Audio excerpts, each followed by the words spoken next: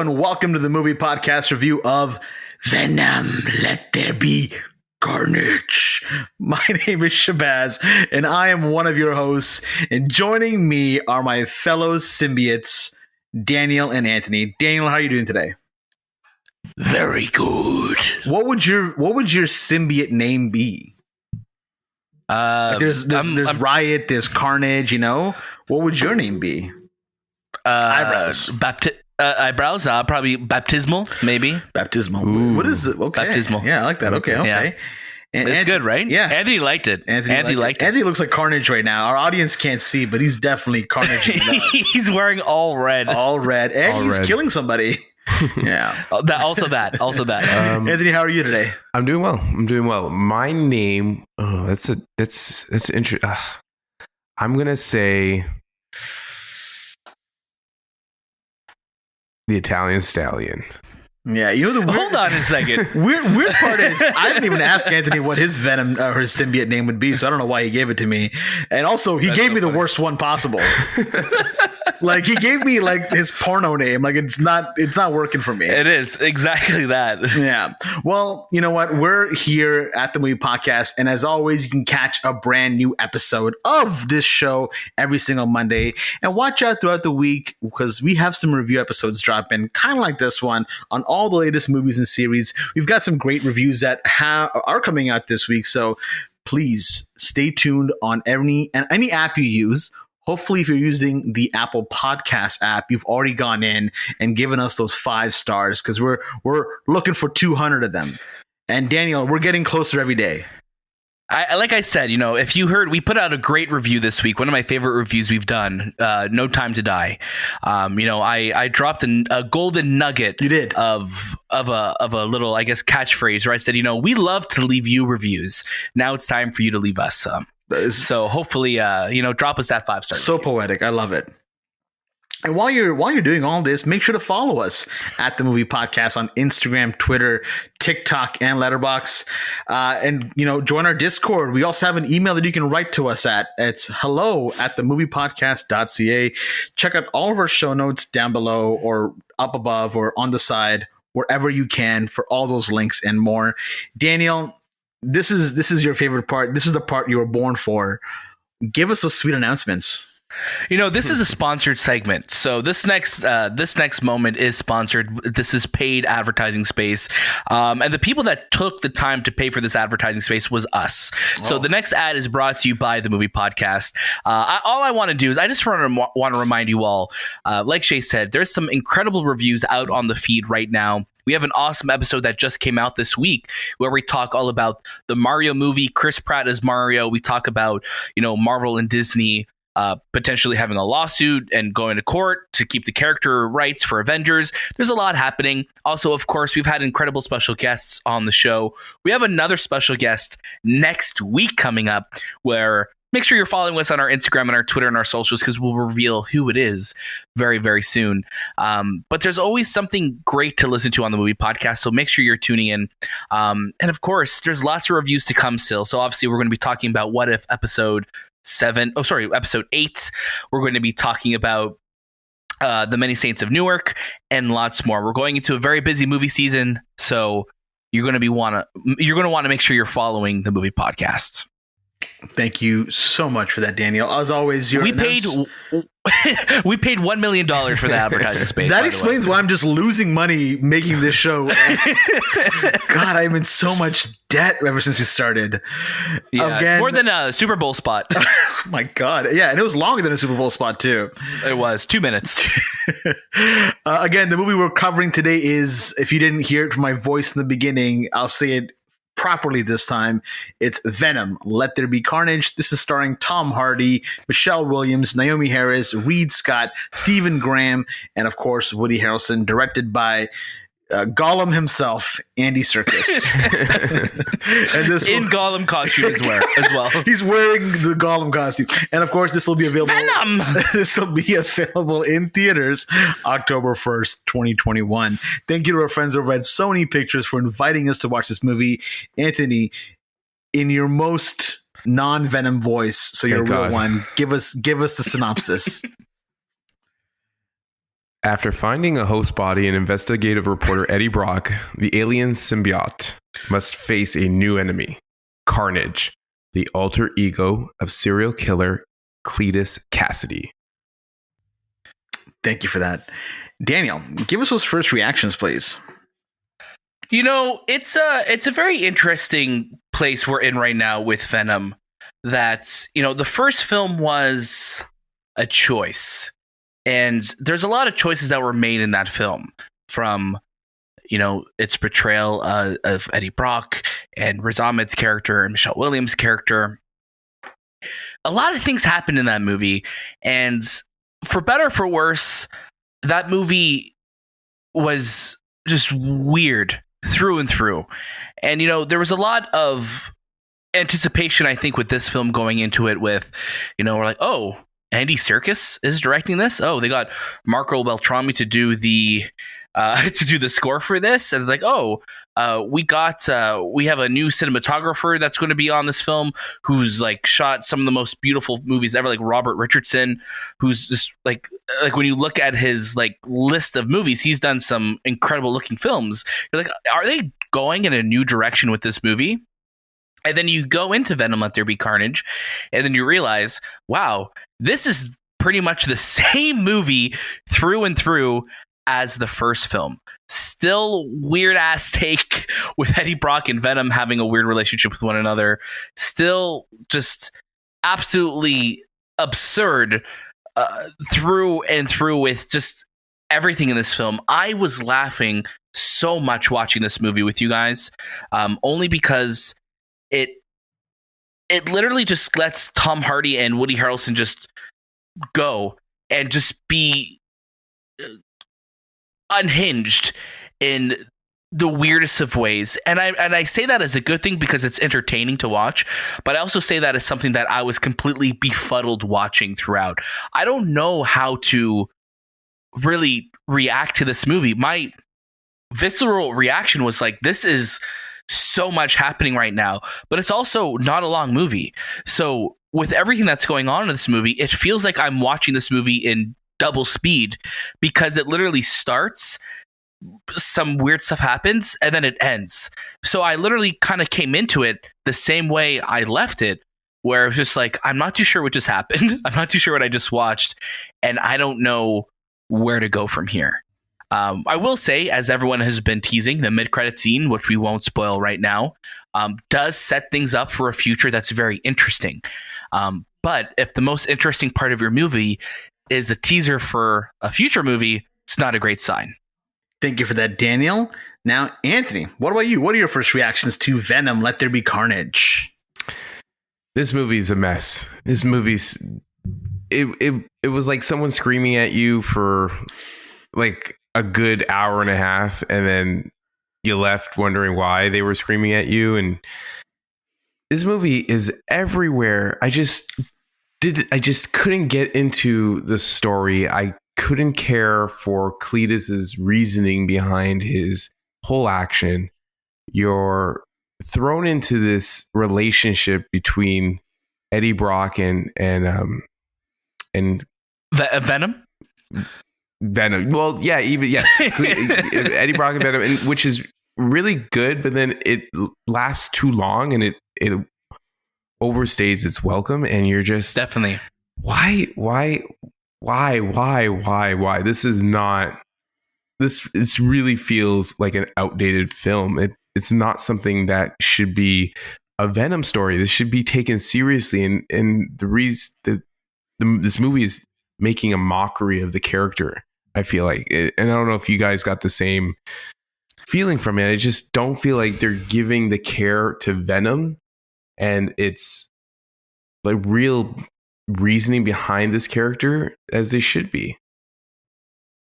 It's it's interesting you say that, because it's definitely a choice, their take on Venom. Yeah. I think the best moments of this movie are the internal dialogue that Venom has with Eddie, as he's, giving his inner thoughts of like, we must eat him, like, or something like that. Mm-hmm. It's very funny, and it's very Venom from the comics. Like, I could see like the comic like his like in the black writing and everything popping up.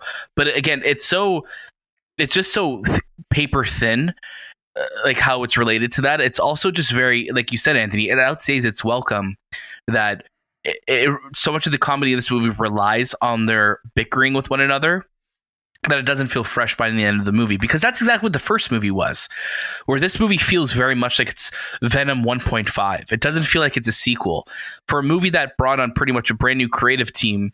And I made reference to the cinematographer, Robert Richardson, who's been nominated for an Academy Award 10 times for Best Cinematography, by the way.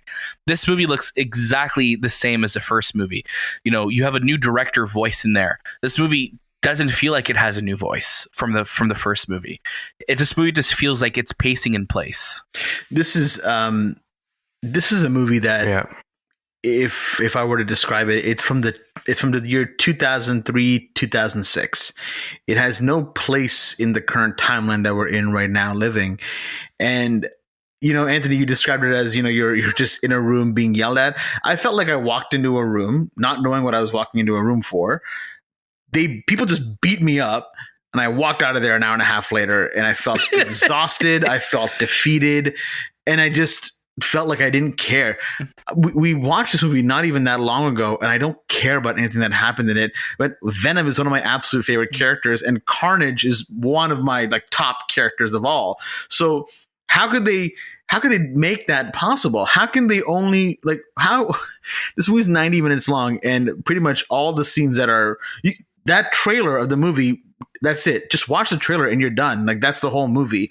All you're really getting on top of this movie is just really horrible dialogue, really bizarre pacing, really just frustrating visuals. The action is so choppy. It's not entertaining. The dialogue is laughable. And just overall, the movie, it overstays its welcome, and it doesn't feel like it belongs.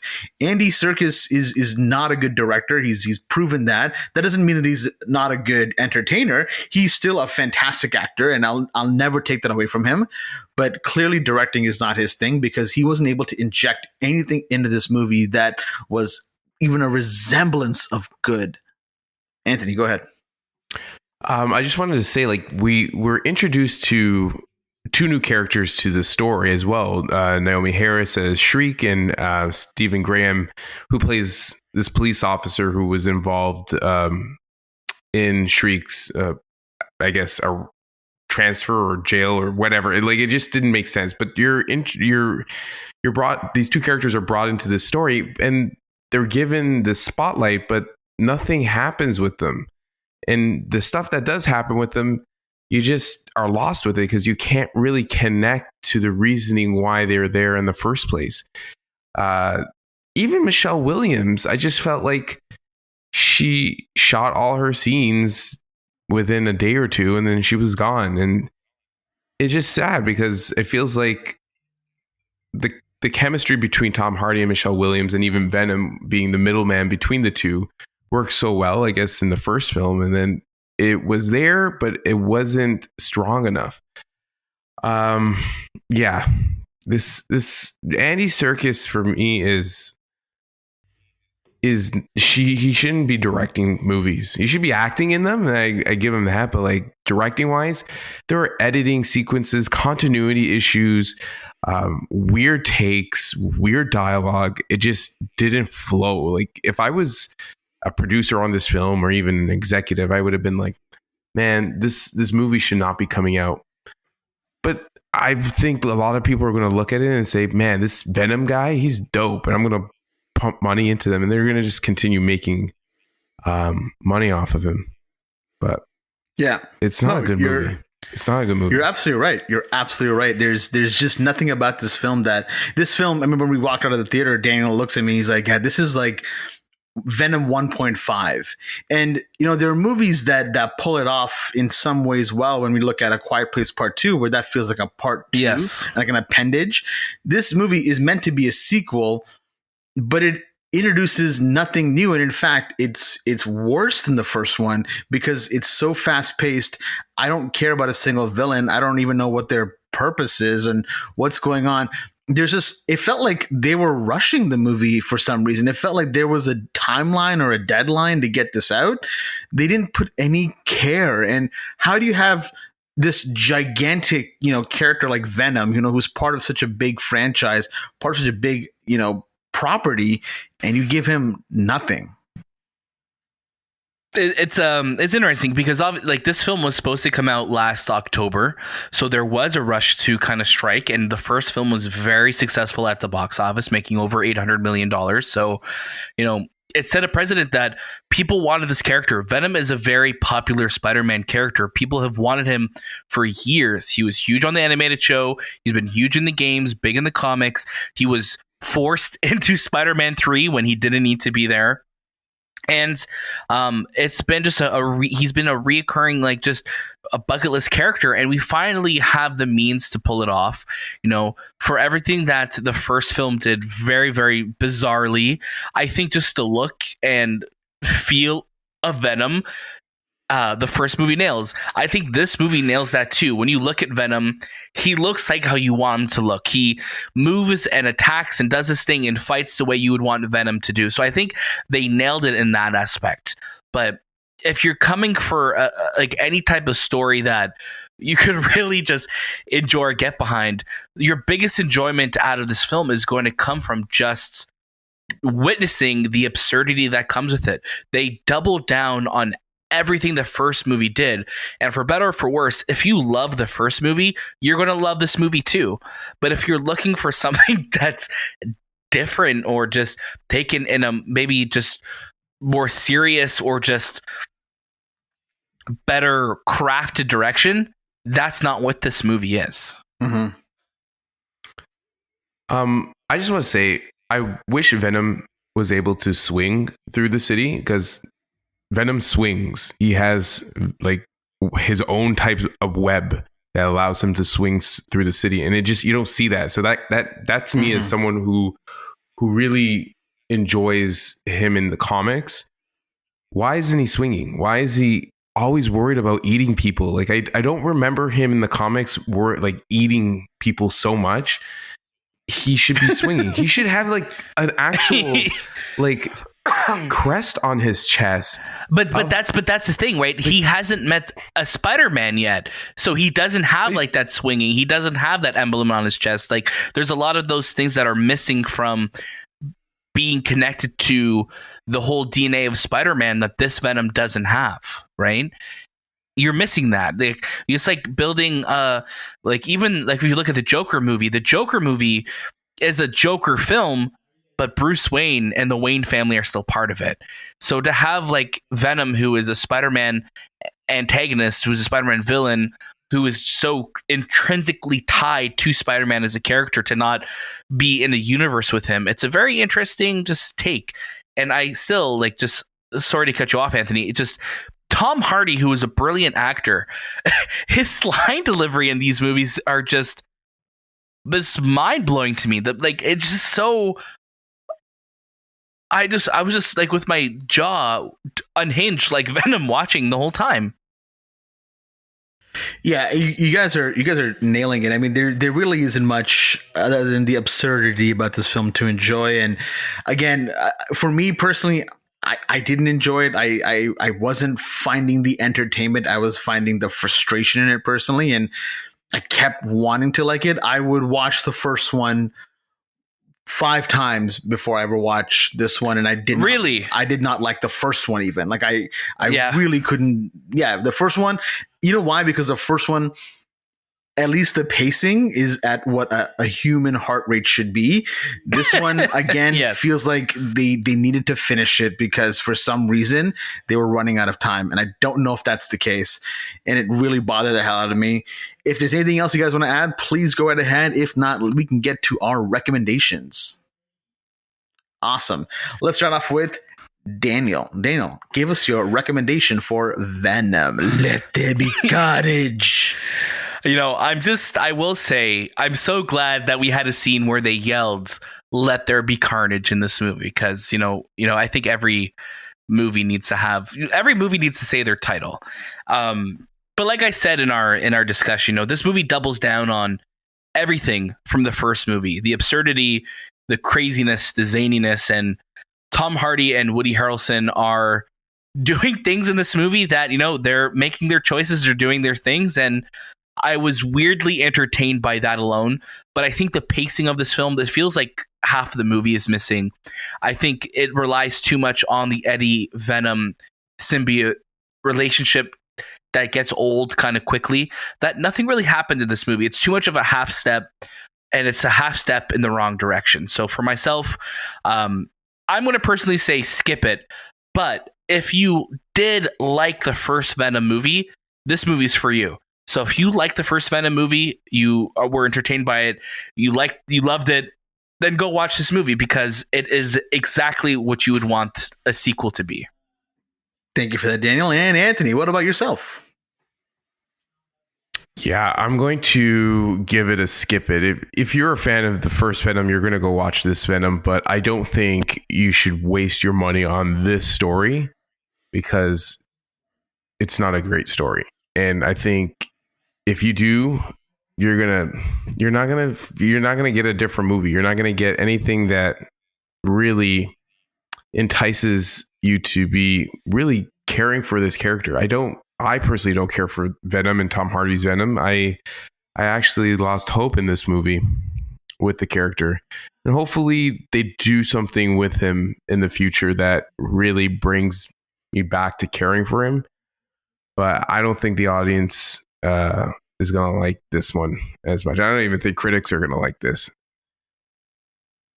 Yeah, no, you absolutely nailed it. I'm going to make it very short and sweet. If you like the first movie, you'll like this one. If you didn't like the first movie, this is not going to change your mind. This is a hard skip it for me.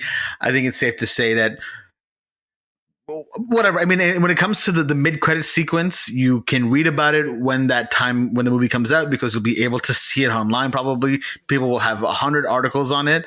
But as a movie as a whole, yeah, skip it. Thank you again so much for joining us for today's review of Venom, Let There Be Carnage. Of course, we have our Monday episodes that drop every single Monday, and throughout the week, we have our review episodes just like this one. You can follow us at The Movie Podcast on Instagram, Twitter, TikTok, Letterboxd, and more. And you can see all of our show notes down below. That was This Time with The Movie Podcast, and we'll see you next.